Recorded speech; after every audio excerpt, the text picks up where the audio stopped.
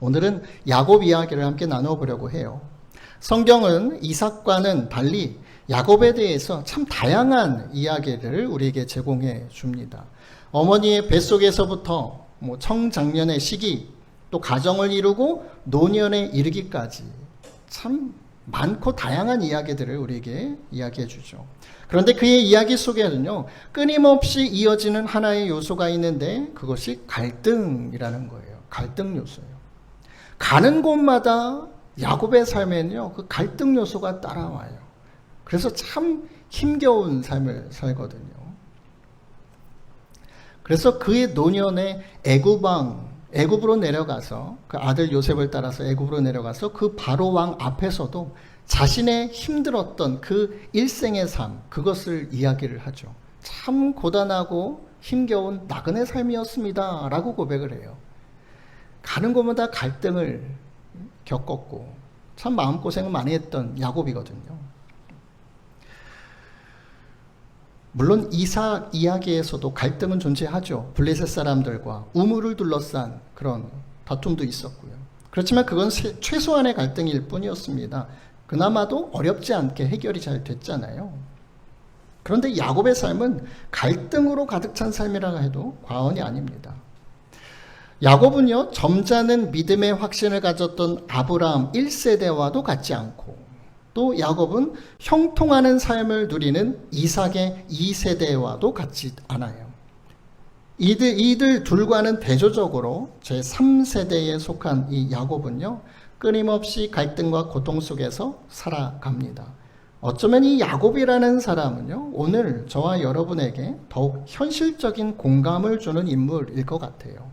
우리가 살아가는 이 세상에서도 참 갈등이 많잖아요. 가정 안에서도, 또 직장과 사업장 가운데서도, 이 세상 가운데서도요. 사실 성경의 야곱 이야기는요, 사람 사이의 갈등의 내용, 그리고 하나님의 대면하심, 이 두 가지 종류의 이야기로 구성되어 있어요. 서로 긴밀히 연관되어 있습니다. 예를 들면 베델에서의 사닥다리 환상은요, 자신을 죽이고 싶어하는 형에게서 도망가는 그런 과정 가운데 나타나게 되죠. 하나님을 만나는 그 과정이 형과의 갈등 속에 가정 가운데 주어진다는 거예요.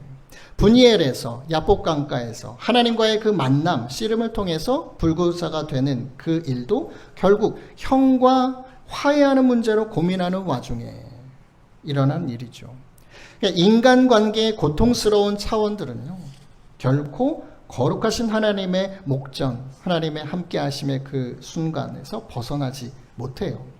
그리고 하나님과의 만남이라는 것은 결코 이 고통스러운 인간의 삶의 현실로부터도 분리되지 않아요. 우리는 때때로 우리의 신앙생활과 하나님과 함께하는 신앙생활과 우리의 삶이 좀 괴리감을 느낄 때가 많거든요. 좀 동떨어져 있게 생각할 때가 많은데 사실 그렇지 않다는 거죠. 우리가 살아가는 그 삶 한가운데 하나님이 함께하시고 그 가운데 하나님을 만날 수 있다는 거예요. 결코 구말리 장천에 계신 분이 아니다라는 거죠. 인간 삶의 고통과 하나님의 간섭과 일하심, 이건 서로에게 속해 있는 것이다라는 거죠. 야곱의 삶에서의 갈등은요, 하나님의 개입과 일하심으로 해결돼요. 그리고 복으로 이어집니다. 그래서 우리는 이 고통스러운 인간 삶의 현실들이 하나님의 간섭, 일하심을 통해서 어떻게 변화되는가를 야곱을 통해서 배울 수 있게 되는 거죠. 지도는 야곱의 경로, 야곱의 여정의 지도입니다. 오늘 우리가 함께 읽었던 본문이요, 야곱이 혼자 머나먼 길을 떠나는 장면이거든요. 한 장면이에요. 부모를 떠나서, 고향을 떠나서 밧단 아람으로 향하지요.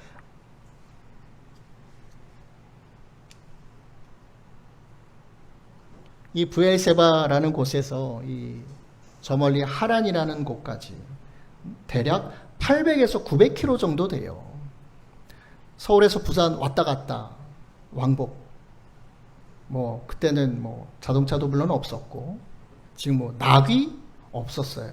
급하게 도망 나오느라 그냥 뛰어나왔다는 거죠. 이 밧단 아람으로 향하게 되는데 메소포타미아 북부 평야를 가리키는 지명입니다. 그래서 유프라테스 강, 그 두 강이 티그리스 유프라테스 강이거든요. 이 강 상류 지역의 아람 평야지대가 바단 아람이라고 하는 곳이고요. 그 바단 아람 지역에 속한 도시가 하란이라는 도시예요. 그런데 이 야곱의 여정은요, 그 머나먼 여정은 하나님께서 잘 아는 길이에요. 왜냐하면 아브라함의 종 엘리에셀이, 아브라함이 그 아들 이삭의 아내를 맞이하러 그의 종 엘리에셀을 보내거든요. 하란으로 보내요. 그러니까 리브가를 만나는 그 여정과도 같아요. 하나님께서 이미 그 여정의 길을 이미 다 알고 계셨던 것이죠. 그런데 야곱이 이 바단 아람으로 향하는 발걸음, 이건 도망자로서의 두렵고 초조한 발걸음이었다라는 겁니다. 야곱은 형의 장자의 명분을 탐냈죠. 우리가 잘 아는 것처럼 형 에서에게 팥죽 한 그릇으로 장자권을 삽니다. 그리고 아버지 이삭의 축복 기도를 가로채요. 화가 난 에서가 동생 야곱을 죽이려고 했고, 야곱은 어머니 리브가의 권면으로 외삼촌 라반이 사는 이 바단 아람으로 도주하고 있는 상황인 거예요.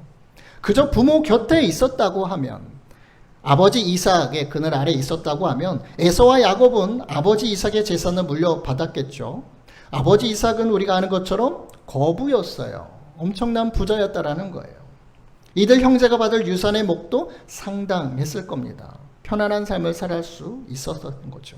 그런데 장자의 명분이 도대체 무엇이길래 야곱은 그것을 그토록 갖고자 했던 것일까라는 거예요. 이러한 힘든 고생길을 감당할 정도로. 장자의 명분, 장자권이라고 하는 것은요, 장자가, 맏아들이 가지는 특권이에요. 장자는 특권이 있는 신분을 누리는 사람입니다.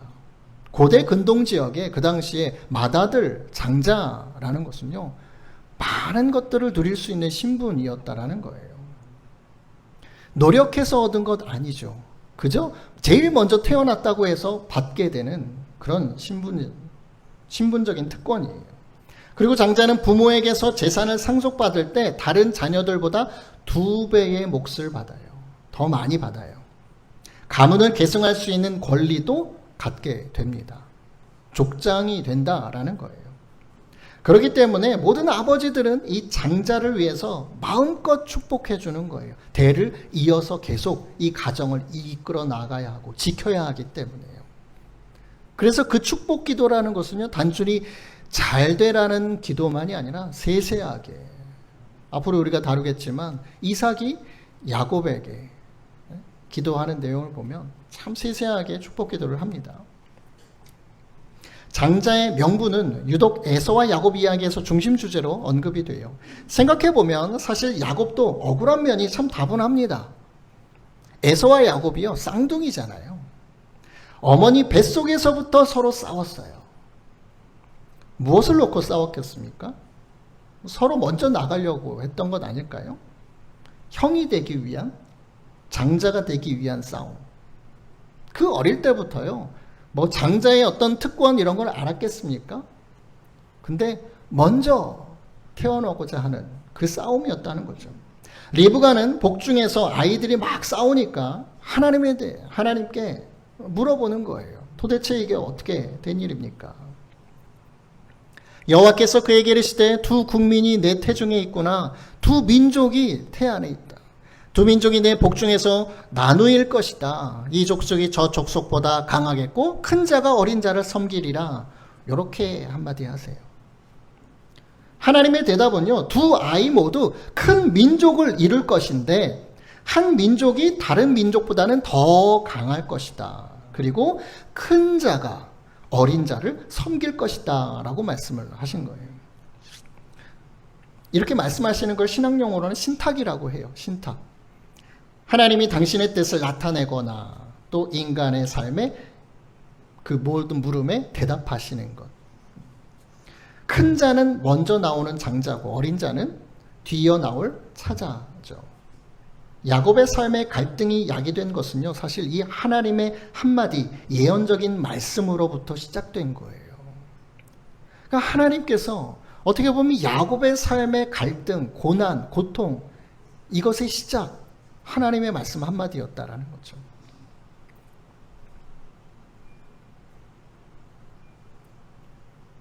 참, 그러고 보면 하나님의 말씀을 듣는다, 하나님의 약속의 말씀을 받는다, 이것도 어떻게 보면 좀 조심스럽지 않을까요?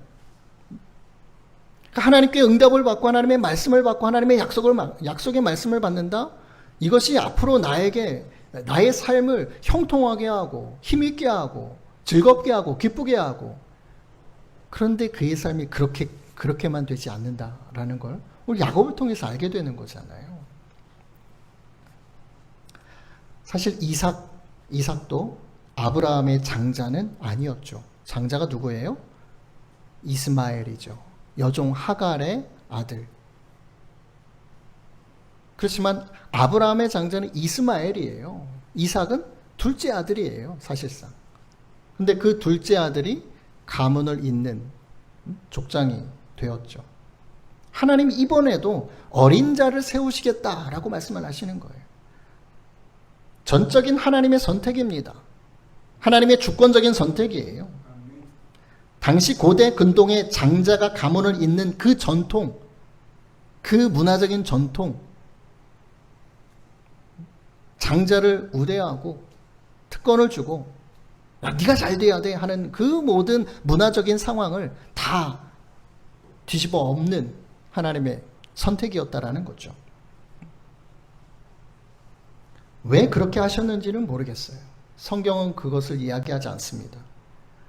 하나님은 말씀하시는데 그것에 대해서 설명하시거나 그 말씀을 정당화하시는 분은 아니에요. 그저 선언하실 뿐이에요. 그저 말씀하실 뿐입니다. 그것이 저와 여러분에게 좀 어려운 거죠. 단지 말씀하시고 설명이 없어요. 우리는 이 이해가 잘 안 돼요. 왜 이렇게 해야 할까? 왜 이렇게 순종해야 할까? 왜 우리는 크리스찬으로서 세상 가운데 이렇게 살아가야 할까? 거기에 대한 답, 확실하게 우리가 이해하도록 답변하시지 않아요. 순종하라고 말씀하시죠. 살아내면 그 다음에 나중에는 알게 되는 거예요. 이게 하나님의 방식이다라는 거고, 이게 때로는 우리의 믿음의 삶 가운데 참 어렵고 힘들죠. 다만 하나님은 에서와 야곱을 잘 아십니다. 어머니의 태 속에 있을 때부터 그들의 성품과 태도와 마음을 잘 알고 계셨어요. 그래서 아브라함과 이삭을 이어서 그 자손의 약속, 하나님이 아브라함에게 하시고 이삭에게 하시고 그 다음 그 아들에게도 계속해서 그 약속을 이루어 가시려고 하는데 누구에게 그 약속을 허락할 것인가? 하나님께서 정하신 거다라는 거죠. 리브가가 해산할 때가 되어서 아이들이 태어납니다. 먼저 나온 자는 붉고 전신이 털옷 같아서 털이 많아서 이름을 에서라고 하였고, 후에 나온 아우는 손으로 에서의 발꿈치를 잡았으므로 그 이름을 야곱이라 하였으며, 리브가가 그들을 낳을 때 이삭이 60세였더라. 순간의 차이로 형과 동생이 정해져 버렸어요. 장자와 차자가 정해져 버린 겁니다. 야곱은 간만의 차이로 장자의 명분을 잃은 거예요. 얻지 못한 거예요. 하나님이 이미 이런 상황을 아셨기 때문에 어린 자를 택하시겠다라고 미리 말씀하신 거죠. 하나님은 에서가 아니라 야곱을 선택하셨던 거죠. 어머니 리브가는 이런 하나님의 말씀을 계속 마음에 두었을 거예요. 큰 자가 어린 자를 섬기게 될 것이다.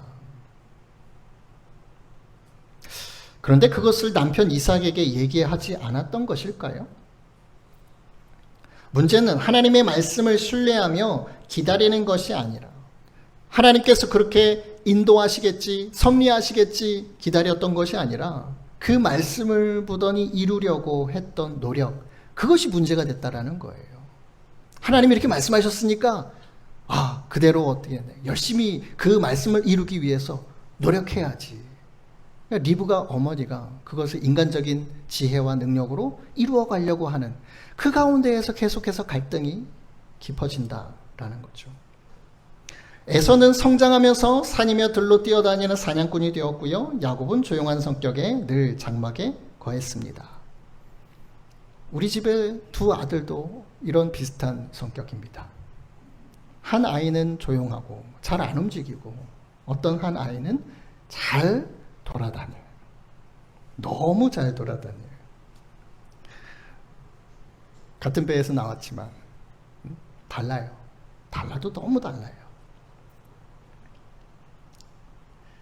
이삭은 에서를 좋아했습니다. 큰아들이었기 때문에 또 사냥해온 음식을 참 좋아했어요. 활달한 성격과 강인한 성품을 좋아했던 것 같아요. 아마도 자신과는 다른 모습이어서 아마 더 좋아했을지도 모르겠어요.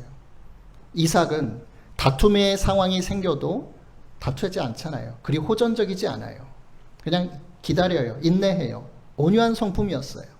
근데 큰아들은 그렇지 않아요. 되게 활달하고 사냥도 잘하고. 한편 야곱은 늘 집에 있었고 어머니 리브가 곁에 늘 머물렀던 것으로 보입니다. 리브가는 늘 자신을 도와주던 둘째 아들 야곱을 좋아했어요.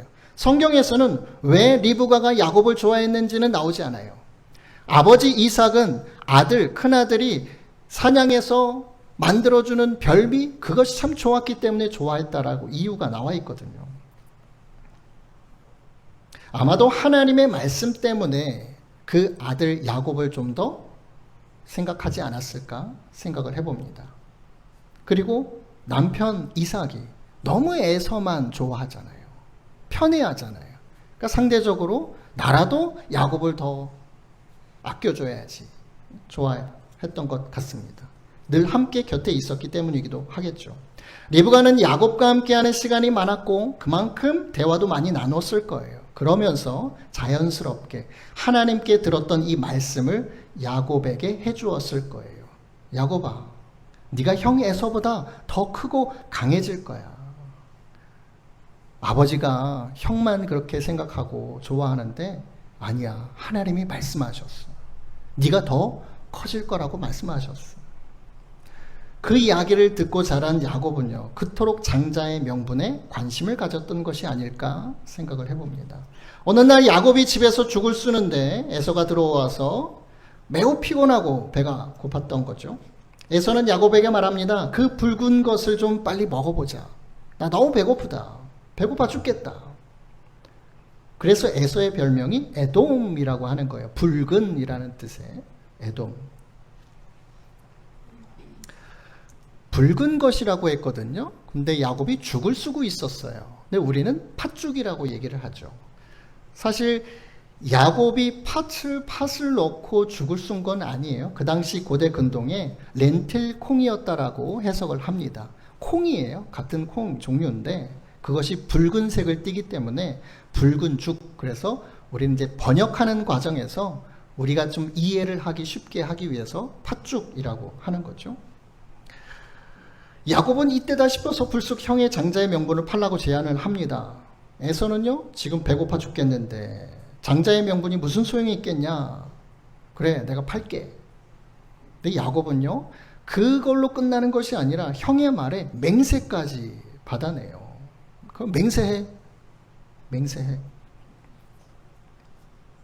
그 짧은 사건에 대해, 이 짧은 사건에 대해서요, 성경은요, 에서가 장자의 명분을 가볍게 여겼다라고 결론 짓습니다. 물론 에서도요, 장자의 특권이나 의무를 잘 알고 있었을 겁니다. 아버지를 이어서 가문을 계승해야 하는 그 권리라는 거예요. 그런데 에서는 40세, 그 나이 40세에 헷 족속 여인 2명을 아내로 맡게 되거든요. 에서가 40세에 헷 족속 부에리의 딸 유딧과 헷 족속 엘론의 딸 바스맛을 아내로 맞이하였더니 그들이 이삭과 리브가의 마음에 근심이 되었더라. 이방 여인들 2 여인을 아내로 맡다 보니까 부모들이 근심에 쌓인 거예요. 좀 맞지 않거든요. 가족의 어떤 문화, 생각과 삶의 방식이 이방 여인들과 맞지 않는 거예요. 장자의 명분을 가볍게 여긴 태도가 이 결혼 선택에서도 드러나게 되는 거예요. 아브라함도 아들 이삭의 아내를 위해서요, 주변에서 고른 게 아니었어요. 가나안 사람들 중에서 아내를 고른 것이 아니었어요. 먼 친족에게서 신부를 구했습니다. 이삭은 야곱에게 가나안 여인과 결혼하지 말라고 명령을 해요. 에서는 뒤늦게 이 아버지 이삭이 가나안 사람의 딸들을 싫어한다는 걸 알고요, 이미 아내가 둘이나 있었는데도 불구하고 이스마엘, 큰아버지거든요. 큰아버지 댁에 가서 또 아내를 맞아요. 그러니까 부모님을 좀 생각해서 친족에게 가서 아내를 맞게 되는 거죠. 아브라함과 이삭은 이 언약 공동체의 순수성을 위해서 가나안 족속과의 혼인을 좀 경계했었거든요. 근데 에서는 장자로서 이런 가치관을 깊이 생각하지 않았던 거예요. 그저 눈에 보이니까, 매력적으로 보이니까 두 아내를 맞았던 거죠. 물론 에서가 하나님을 버리거나 의도적으로 하나님 반역한 것은 아닙니다. 다만 영적인 가치보다 눈앞의 욕구와 현실을 우선시했던 거죠. 에서는 그저 태어나면서 자신에게 자연스럽게 주어진 장자의 명분, 노력하지도 않았는데 그저 자기에게 다가온 명분, 장자의 명분이 그리 크게 여겨지지 않았던 거예요. 그리 소중하게 여겨지지 않았던 거예요. 그런데 야곱은요, 그것을 얻는 것이 너무나도 간절했던 거죠. 소중했던 거죠. 장자의 명분은 하나님의 약속과도 연결되어 있음을 알고 있었던 것이에요. 이삭이 늙어서 눈도 어두워서 잘 볼 수 없게 된 어느 날 맏아들 에서를 부르죠. 아버지가 이제 늙어서 언제 죽을지 모르겠으니까 빨리 가서 사냥을 해서 나에게 별미를 만들어 와라. 내가 그것을 맛있게 먹고 너에게 아주 마음껏 축복을 좀 해주고 싶다. 에서가 기쁜 마음으로 돌로 나갑니다. 이마들 엿들었던 리브가가 하나님의 말씀을 떠올리면서 야곱이 그 축복을 받도록 이를 꾸미죠. 내가 지금 아버지를 위해서 별미를 만들어 줄 테니까 그것을 가지고 가서 아버지께 드리고 축복을 네가 받아라. 근데 야곱은요, 조용한 성격이었지만 좀 소심했어요. 아버지가 대번에 아실 건데요, 형하고 나는 너무나도 달라요. 달라도 너무 달라요. 형은 막 털들이 많고, 아버지가 만져보시면 눈이 어두워서 잘 안 보여도 만져보시면 금방 아실 건데, 그러면 축복은커녕 오히려 내가 저주를 받게 될 겁니다. 안 하겠다고 했는데 어머니 리브가가요, 아들아, 만약에 저주를 받게 되면 그 저주 내가 다 받을 테니까 너는 그냥 시키는 대로만 해라. 그래서 야곱이 속임수로 아버지 이삭의 축복을 받게 되죠. 세번역 성경입니다. 이게 아버지 이삭이 야곱에게 축복 기도해 준 내용이에요. 하나님은 하늘에서 이슬을 내려주시고 땅을 기름지게 하시고 곡식과 새 포도주가 너에게 넉넉하게 하실 것이다. 먹고 사는데 걱정 없게 하나님이 풍성하게 내려주실 것이다. 축복 기도 한 가지. 또 두 번째는 여러 민족이 너를 섬기고 백성들이 너에게 무릎을 꿇을 것이다. 족장이지만 주변의 모든 사람들에게 꿀리지 않을 정도로 강하고 큰 그런 족장이 될 것이다 라는 거죠. 너는 너의 친척들을 다스리고 너의 어머니의 자손들이 너에게 무릎을 꿇을 것이다. 형제들 중에 으뜸이 될 것이다 라는 거죠. 너를 저주하는 사람마다 저주를 받고 너를 축복하는 사람마다 복을 받을 것이다. 가정의 리더, 가문을 잇는 족장. 형 에서가 동생 야곱을 섬겨야 하는 상황이 된 거죠. 아버지의 축복 기도는요, 그냥 하나님께, 그냥 오늘날 우리가 생각하는 그냥 축복 기도를 하는 그런 단순한 기도가 아니에요. 단지 부모의 기대나 바람의 기도가 아니고요. 하나님과의 약속이 되는 기도였어요. 한번 하나님의 이름으로 축복 기도해 준 거는요, 물을 수가 없어요. 바꿀 수 없어요. 아주 실수입니다. 다시 번복할 수가 없다라는 거예요. 취소가 불가능합니다. 그래서 뒤늦게 돌아온 에서는 야곱이 자기 대신에 아버지 축복을 가로챘다는 사실을 알게 되죠. 아버지 이삭에게 저에게도 복을 빌어주십시오 하면서 큰 소리로 울면서 막 매달립니다. 근데 한 번 축복한 것은 되돌릴 수도 없었어요. 그때 이제 생각하게 되죠. 에서는 오래전 자신의 장자의 명분도 빼앗았던 야곱. 원한이 깊어지는 거예요. 갈등이 최고조로 바라게 되는 거죠. 그래서 마음속에 결단을 하게 됩니다. 아버지가 나이가 많아 늙으셨는데 돌아가시면 동생 야곱을 죽이겠다. 이 마음을 먹어요. 근데 마음만 먹은 게 아니라 그걸 막 말하고 다녔던 것 같아요. 야, 내 동생 그거 내가 가만 안 둬. 아버지 돌아가시면 해봐. 가만 안 둬. 그 얘기를 어머니가 들었던 거죠. 그래서 다급히 야곱을 불러서 형의 분노가 풀릴 때까지 외삼촌 집에 머물라고 당부를 하지요. 그러니까 야곱은 이 일로 인해서 고향을 떠나서 타지에서 그렇게 고생을 하게 되는 거예요. 어머니 리브가는요, 큰아들 에서의 화가 수그러들면 곧바로 사람을 보내서 야곱을 다시 데려올 작정이었습니다. 그런데 에서의 화가 그리 쉽게 사그라들지 않았던 거예요. 그 갈등이 너무나도 컸던 거예요. 리브가는 그 뒤로 둘째 아들 야곱을 더 이상 만날 수 없었어요. 물론 야곱도 어머니를 더 이상 볼 수 없었습니다. 생각해보면 야곱은 이번에도 상당히 억울한 부분이 없지 않아 있죠. 장자의 명분도 에서가 스스로 팔았던 거죠. 맹세까지 하면서. 뺏었던 것이 아니잖아요. 이번 축복권도 어머니 리브가의 독단적인 강행이었어요. 이로 인해 야곱의 삶에 다가온 고난은 참으로 컸다라는 겁니다. 바단 아람으로 향하던 야곱의 나이, 우리는 보통 젊은 청년의 시기로 느껴져요. 그런데 전통적인 유대 해석은요, 대략 77세 전후였다라고 봅니다. 물론 오늘날의 77세하고는 좀 다르겠죠. 야곱이 147세까지 살았던 것을 감안하면 오늘날 50대 장년, 아마 저와 같은 나이였던 것 같아요.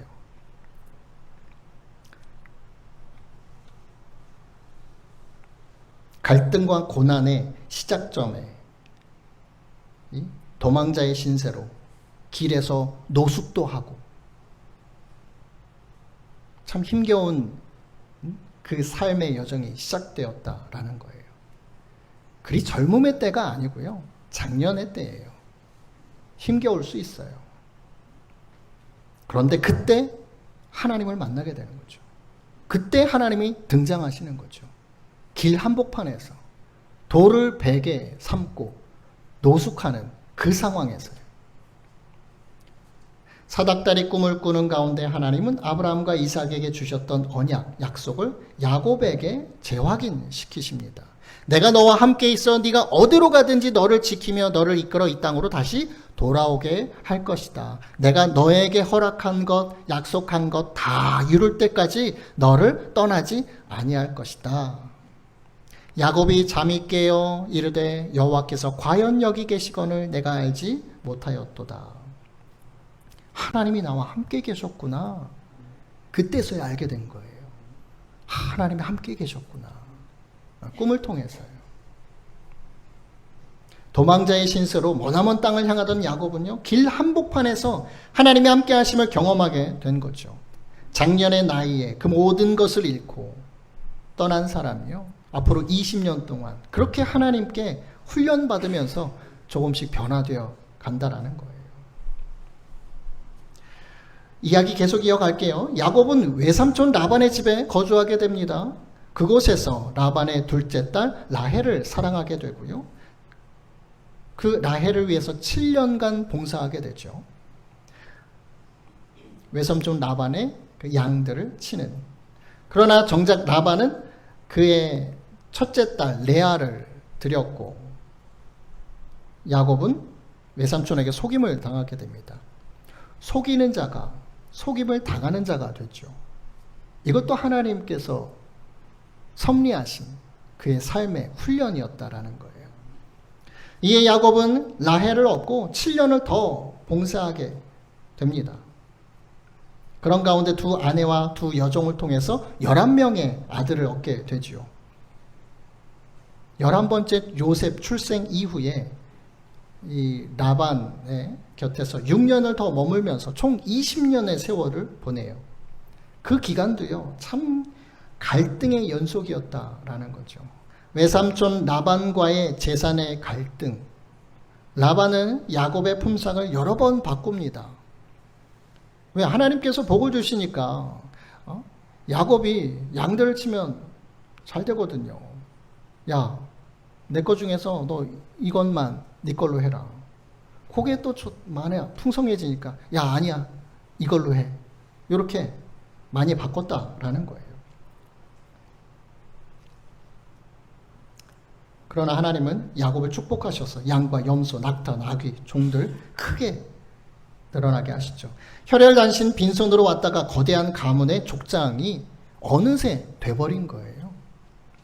한편 야곱의 라헬에 대한 편애, 레아보다 라헬을 사랑했었잖아요. 그 야곱의 편애는 아내들, 이들의 갈등으로 또 빚어지는 거죠. 그러나 이 또한 하나님은 이스라엘 12지파의 기초가 되도록 축복으로 인도하십니다. 사람 사이의 갈등, 얼마나 힘들었겠어요.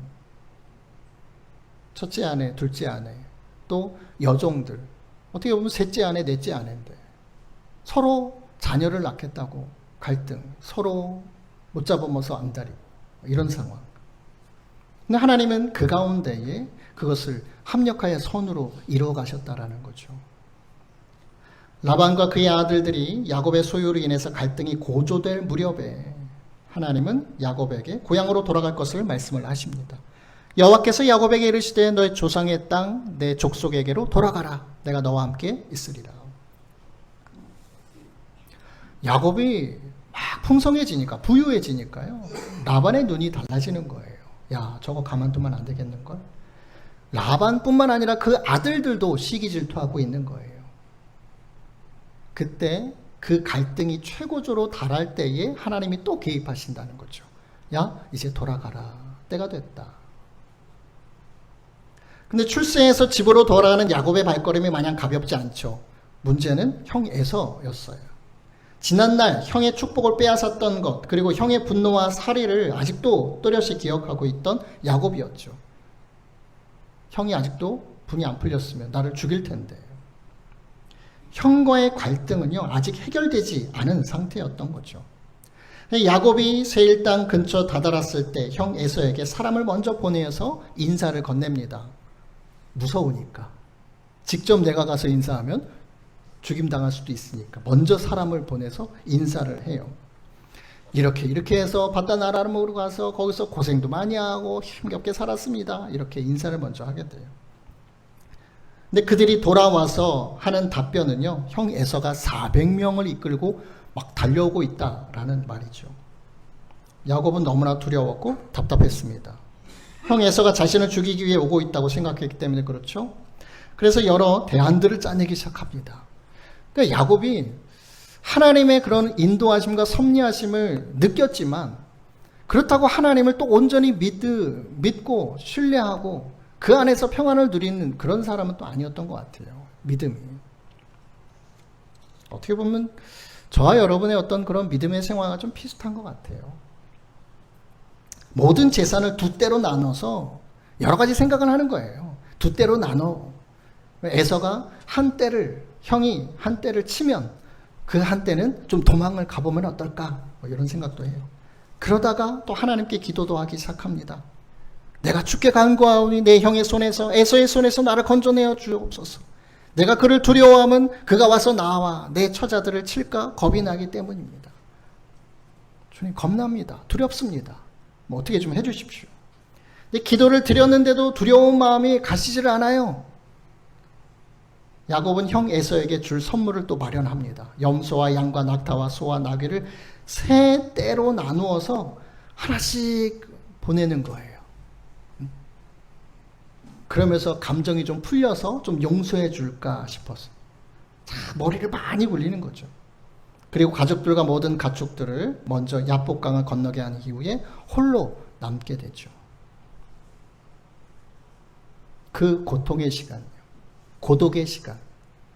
그 누구도 이것을 해결해 줄 수 없는 그 순간, 그 순간에 어떤 사람이 다가와서 날이 새도록 씨름을 하게 되죠. 그러니까 많은 성서학자들은 하나님의 사자, 천사 또는 하나님 자신의 현현, 하나님이 나타나셨다라고 이해를 합니다.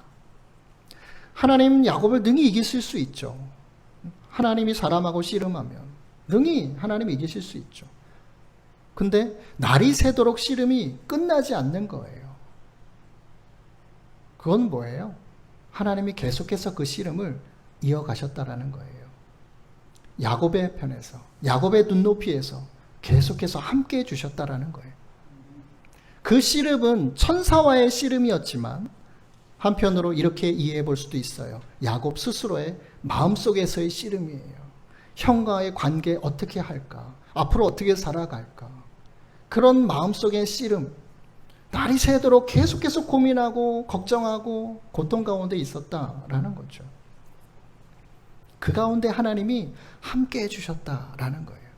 물론 한마디 하시면 이 문제를 완전히 단번에 바꾸실 수 있는 하나님이시지만 충분히 고민하고 충분히 그런 씨름을 할 수 있는 시간을 곁에서 함께 해주셨다라는 거예요.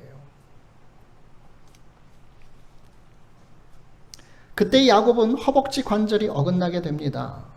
부상을 입고 절뚝발이가 되죠. 그때에서도 야곱은 오히려 더 매달립니다. 축복을 받기 전까지 그 손을 놓을 수가 없었던 거예요. 문제가 해결될 때까지 놓을 수가 없었던 거예요. 젊은 시절엔 속임수로 축복을 얻었지만 이제는 힘도 없어요. 다리도 지쳤어요. 아무도 없어요. 오직 하나님의 은혜에 매달릴 수밖에 없었던 거예요. 이에 하나님은 야곱의 이름을 이스라엘로 바꿔주시죠. 뒤꿈치를 잡은 자, 속이는 자, 빼앗는 자, 속여 빼앗는 자, 그런 사람이 아니라 이제는 하나님과 겨루어 이긴 자, 하나님께서 함께 하시는 다스리는 자, 그 모습으로 변화된다라는 거죠. 그래서 야곱은 그곳 이름을 브니엘, 하나님의 얼굴, 하나님을 만났다라고 고백하게 되는 거예요. 야곱이 그토록 두려워했던 에서는요, 사실상 야곱을 죽이러 오는 것이 아니었어요. 에서는 야곱 동생을 보자마자 달려와서 얼굴을 끌어안고 입을 맞추고 함께 울어요. 오랫동안 함께하지 못했던 동생이었기 때문에 이미 하나님께서 에서에게도 축복을 주셨고 또 그의 마음 가운데 해결은 하셨던 거죠. 야곱은 그런 하나님의 역사를 몰랐던 거죠.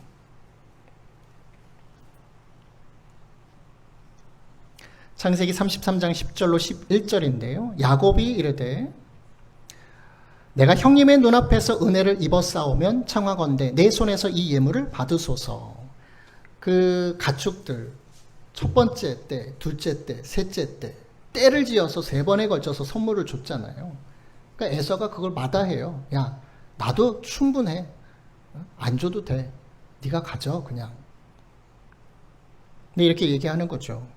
형님의 눈앞에서 은혜를 입어 싸우면 청하건대 내 손에서 이 예물을 받으소서. 10절에서 이렇게 고백하죠. 11절에서 하나님이 내게 은혜를 베푸셨고 내 소유도 조카오니 청하건대 내가 형님께 드리는 예물을 받으소서 하고 그에게 강권함에 에서가 받았다. 여기서 보면요. 10절에서 11절에서 예물을 받으소서라는 것이 똑같이 나오잖아요. 우리 성경, 한글 성경에는 예물이라는 단어로 똑같이 번역됐지만 히브리어는 좀 달라요. 다른 단어예요. 10절에서의 예물은 미나티라는 단어예요. 선물, 예물 이런 뜻이고요. 11절에서의 예물은요. 비르카티라는 단어예요. 복, 축복. 나의 복을 받으소서. 나의 축복을 꼭 받아주십시오. 이건 뭘 의미하느냐? 과거에 형에게 빼앗았던 아버지의 축복, 그 기도로 받았던 축복, 그것을 다시 되돌려주고 싶은 야곱의 마음이에요. 그때는 그게 전부인 줄 알았어요. 그게 정말 중요한 줄 알았어요. 근데 살아보니까 그게 아니었던 거예요.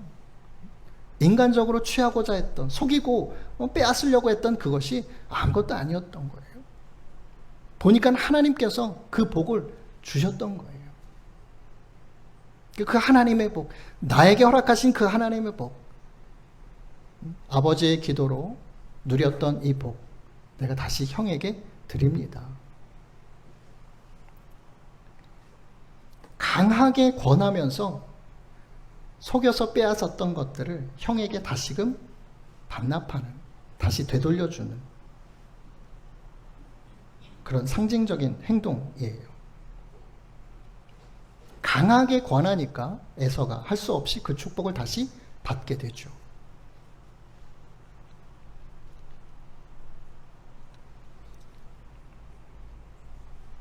에서는 비록 아버지에게서 장자의 축복 기도는 받지 못했지만요, 오랜 기간 아버지의 재산을 관리하며 기반을 형성했어요.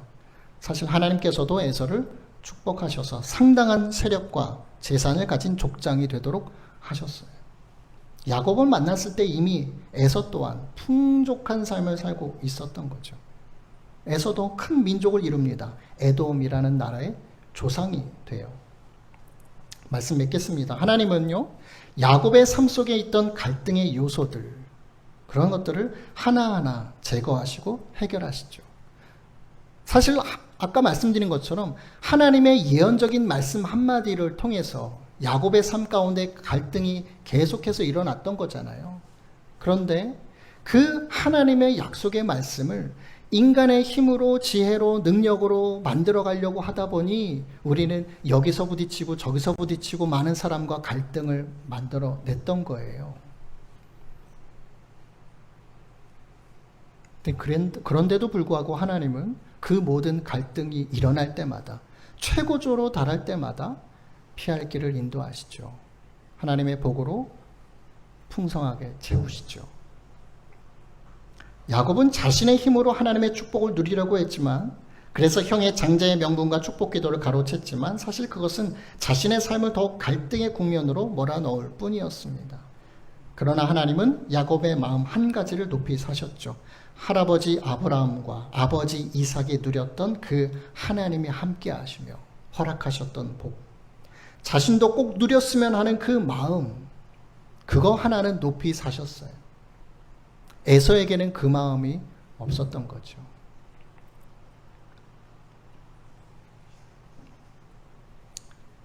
그래서 장자의 명분이 필요했고 아버지 이삭의 축복 기도가 절실했지만 정작 하나님의 복은 하나님이 함께 하시며 그 하나님의 선택, 그 하나님의 인도하심 가운데 있었던 것이고 그 하나님의 은혜로 주어지는 것임을 깨닫게 된 거죠.